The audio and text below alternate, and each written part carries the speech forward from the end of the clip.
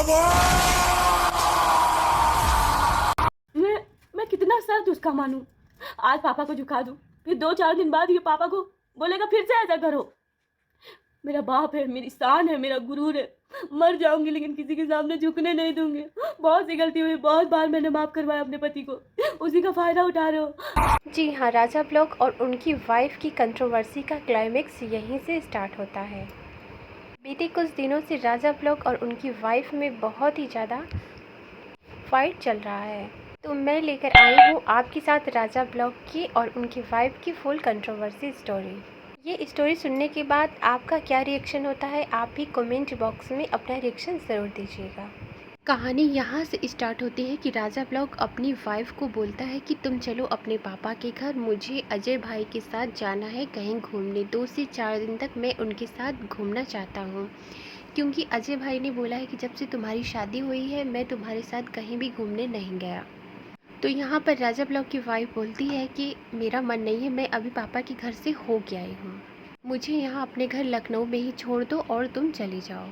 तो राजा ब्लॉग बोलता है कि नहीं तुम चलो, तुम यहाँ नहीं रह पाओगी, मैं 2 से 3 दिनों में तुम्हें लेने आऊँगा।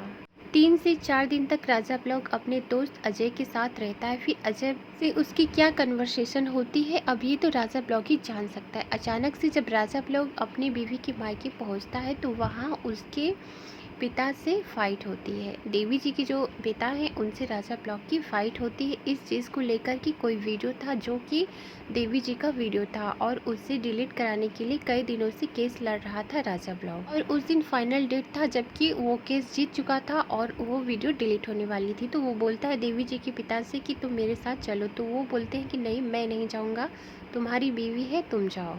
राजा ब्लॉग वहाँ पे जाता है और वीडियो को डिलीट कराता है, फिर रिटर्न घर आता है और वहाँ पे कुछ इसी चीज़ को लेकर बहसबाजी होती है, जहाँ पर राजा ब्लॉग ने अपने ब्लॉग में बताया कि मुझे वहाँ पर बहुत ही रूडली मेरे ससुर जी मुझसे बात करते हैं और मुझे चाय पानी भी नहीं दिया जाता है। मैं इतना धूप में आता हूँ उसके बाद भी सब लोग मुझसे फ़ाइट करते हैं और जब मैं वहाँ से यहाँ आने के लिए चलता हूँ तो मुझे किसी ने वहाँ पे नहीं रोका, यहाँ तक कि मेरी बीवी ने भी मुझे नहीं रोका।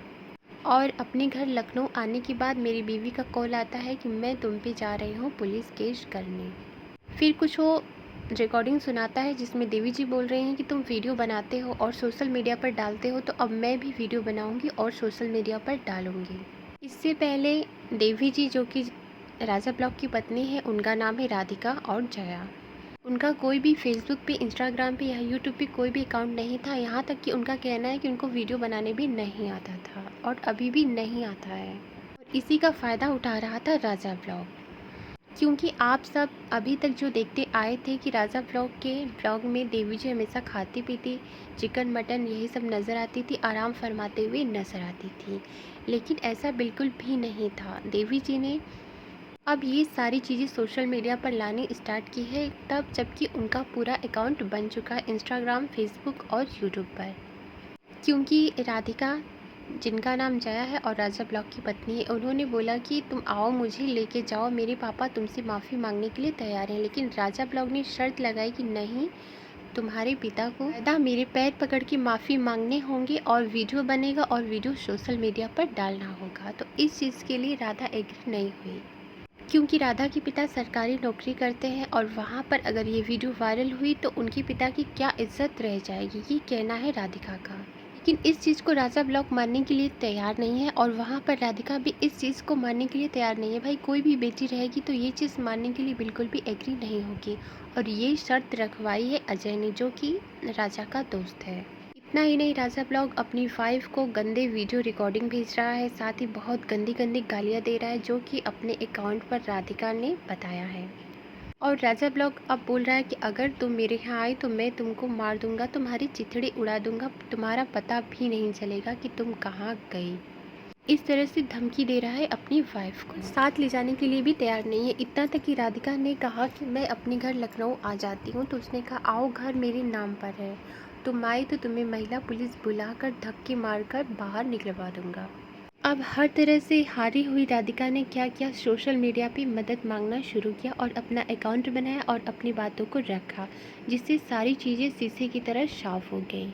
अब तक सारी ऑडियंस यही जान रही थी कि देवी जी की वजह से ही माता पिता से दूर हुआ था राजा ब्लॉग, लेकिन नहीं, राजा ब्लॉग बहुत ही घटिया किस्म का इंसान है। राधिका ने कई बार उससे कहा कि चलो अपने माँ बाप के पास लौट चलो, लेकिन माँ बाप के सामने भी उसने यही शर्त रखी कि माँ बाप को भी वीडियो बनाकर मुझसे माफ़ी मांगना होगा और अपने सोशल अकाउंट को डिलीट करना होगा, जो शर्त अभी राजा ब्लॉग ने अपनी वाइफ के सामने रखी है। तो इस तरह से राजा ब्लॉग और उनकी वाइफ की कंट्रोवर्सी स्टार्ट हो गई। जिस तरह से चीज़ें बिगड़ रही हैं उस हिसाब से लग रहा है कि अब दोनों का एक होना मुश्किल है, क्योंकि जहां राजा को ये चीज़ें पसंद नहीं, उसका ईगो हर्ट हो रहा है जब कोई भी चीज़ें सोशल मीडिया पर राधिका ला रही है, लेकिन राधिका अपनी सारी चीज़ों को रख रही है और अपने हर एक वीडियो में राजा की सच्चाई सामने ला रही है। जिस हिसाब से जया बता रही है कि अपने दोस्त से वो रात के 3 बजे तक से लेके सुबह के भोर तक वो बातें करता था, उस हिसाब से तो लग रहा है कि राजा ब्लॉग लेस्बियन है। आपको क्या लगता है? आप भी अपना रिएक्शन ज़रूर शेयर करें।